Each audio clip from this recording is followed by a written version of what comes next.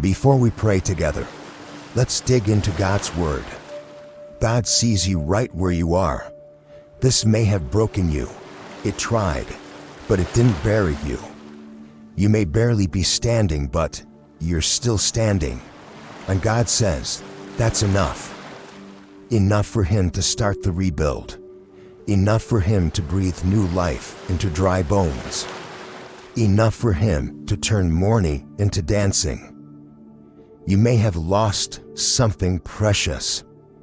You may be carrying bone-crushing grief, heavy disappointment, or a battle no one sees. But what if this is not the end of your story, but the beginning of your comeback? Before we pray, I'm going to share 3 steps that will help you heal from the inside out, realign with God's purpose, and walk boldly into your next season. If you've ever said, God, how do I start again? This is for you. You're not too broken. You're not too far gone. Your comeback starts now. Step 1. Heal from the inside out. Before God rebuilds your life, He begins with your heart. You can't move forward carrying hidden wounds. And healing doesn't start with fixing your circumstances. It starts with surrendering what's breaking you on the inside. Hannah was a woman with a desperate ache. Years of barrenness left her heart heavy and her identity bruised.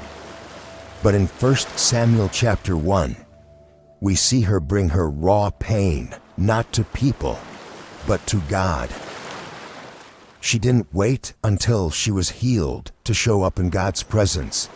She showed up while grieving.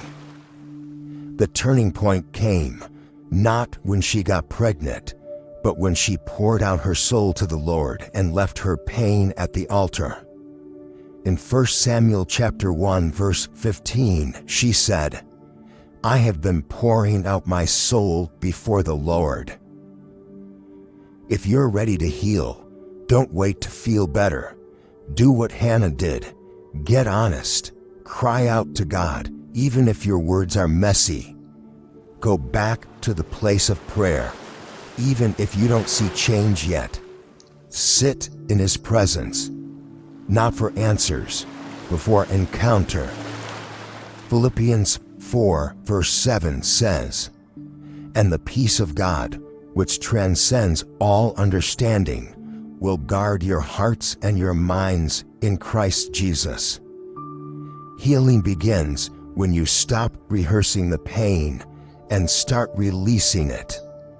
Like Hannah, your breakthrough may not come in a moment, but peace in His presence can.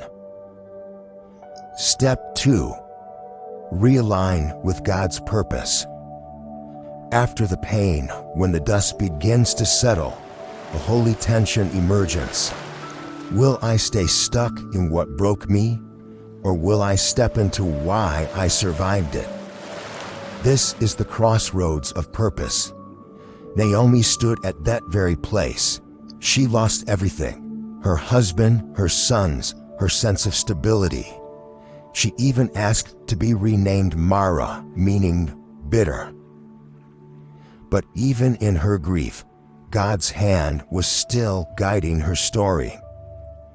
Naomi's turning point came when she returned to community, going back to Bethlehem, the place of provision, and allowing Ruth, who was grieving her own devastating loss, to walk closely with her. Together, in shared sorrow and sacred connection, God began weaving a new story. Through a divine alignment, God rewrote Naomi's ending, leading her into restoration, legacy, and divine purpose through the lineage of Boaz and Obed. When what's familiar falls apart, God does not cancel your calling. He brings clarity. God is not punishing you. He is ready to position you. When what you know has come to an end, It is not the end of you or God's purpose for you. He provides a divine reset, aligning your steps with eternal purpose. This is where your legacy begins. Ask God, what remains that you still want to use? What in me are you reawakening, restoring, and renewing in the midst of this loss? Step 3. Walk boldly into your next season. Joshua knew loss intimately. He had wandered the wilderness with a generation that died off, including Moses, his mentor and spiritual father. When Moses died, Joshua faced the daunting responsibility of leading Israel into the promised land. But God's instruction to him was clear and direct. Be strong and courageous, for the Lord your God is with you wherever you go. Joshua 1 verse 9. Joshua didn't wait for every fear to disappear before stepping forward. He moved in faith, boldly, carrying both grief and promise into his next season. And it was in that courageously obedient step that the new territory opened up. Grief doesn't disqualify you from purpose, it deepens it.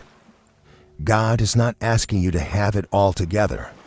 He's asking you to trust Him enough to take the next step. You've sat with and acknowledged your grief and how it has reshaped you. You've cried honestly before God. You've yielded yourself to Him to do a new thing in you. Now, it's time to move. Movement is the act of faith that unlocks new seasons. Take one bold, faith-filled step forward by speaking God's promises over areas where fear or grief have kept you stuck, and by taking practical steps of action that move you toward your goal. God has gone ahead of you, preparing the ground. All He's waiting for is your yes. Activate your faith and type "Yes, Lord" in the comments. Now, let's pray together. Father God, I come to you not hiding my pain but offering it. Like Hannah, who poured out her soul before you, I bring every broken place, every buried cry, and every silent wound. Heal me from the inside out, Lord, not just the symptoms, but the source. You are close to the brokenhearted, and you save those crushed in spirit.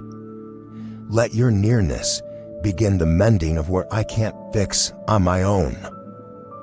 Lord, as the dust of grief begins to settle, help me pause long enough to hear you again. Like Naomi returning home in loss and Ruth walking faithfully beside her, may I find strength in community and realign with your purpose. Show me what remains. Show me what still carries your design. Let me not stay stuck in what broke me, but step into why I survived it. And now, God, I choose courage. Like Joshua standing on the edge of promise after the wilderness and the loss, I receive your word. Be strong and courageous, for you, Lord, my God, are with me wherever I go. I will not let fear or grief hold me hostage. I will walk boldly into the next season that you've prepared, because you go before me. This is my faith declaration. I am not what I lost. I am not defined by what ended. This is not the end of my story. I am more than what I've lived through. I am sustained by your grace, and this is the beginning of my comeback. In Jesus' mighty name, amen. If this word spoke to your heart today, don't keep it to yourself. Like this video so others can find it. Drop a comment and declare it in faith. This is the beginning of my comeback. Share it with someone walking through a hard season. They don't have to go through it alone. And don't forget to subscribe and turn on notifications. This is just the beginning, and I believe God is going to meet you here every step of the way. You're not buried, you're being planted, and your comeback starts now.